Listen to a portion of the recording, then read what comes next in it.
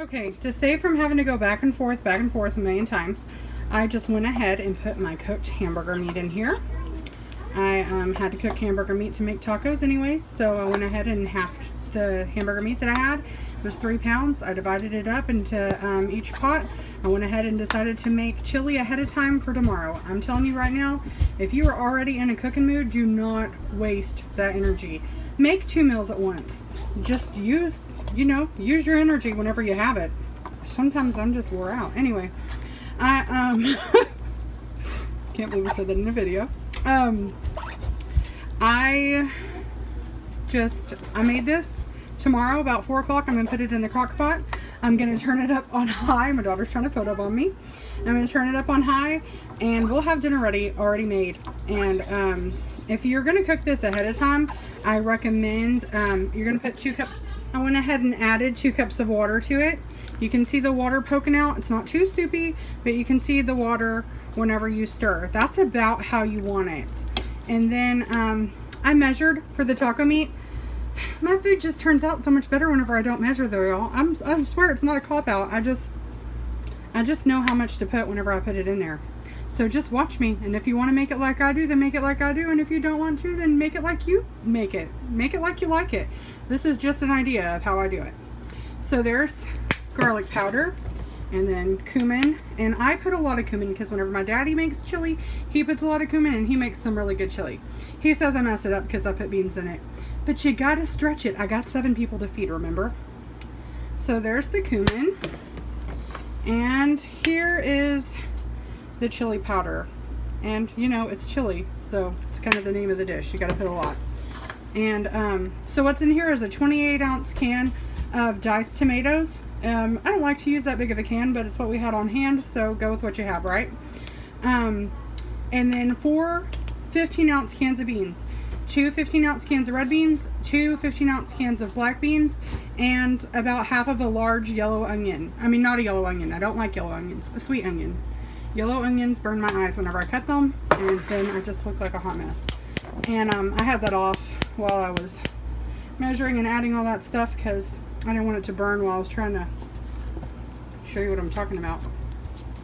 So then that onion didn't get cut up too good. Get back in there. So then you just mix it up, and the simmering is the best part.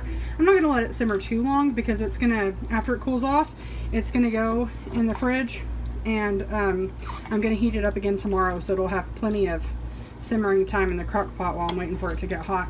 But if I was going to serve it tonight, I would go ahead and wait for it to simmer for about a good 20 minutes or so. And if I thought that it looked too watery, it doesn't have enough water in it.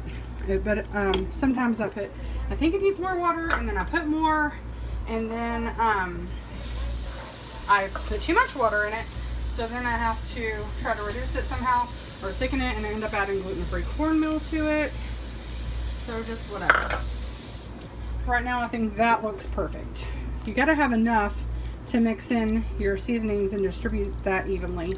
So that's how I do it. And if I don't have tomatoes on hand, then I will use a small can of tomato sauce. Not tomato sauce, that's not what I meant to say. Tomato paste. It thickens it too. Whenever you put the tomato paste in there, it thickens it. You just want to make sure that you add salt to offset the sweet. So, and this is the same stuff that I put in my taco seasoning, but I just put more of it. I put more of the chili powder, and I put more of the cumin. I don't think I put more of the garlic, but you know, the chili powder and the cumin is what comes through to make it taste like chili. So that is how I make Holly's homemade chili. And thank y'all so much for watching my videos. It makes me so happy whenever I see that people have, you know, it almost feels like you've been in my kitchen for a little while. Thank you for watching, and have a holly day. I bet you can't guess what I forgot whenever I was making my chili a while ago. I forgot to add a crucial ingredient. I said we love salt over here all the time and forgot all about adding salt to this little guy. So here we go. Little guy, that's a big guy. That's a whole pot of chili right there.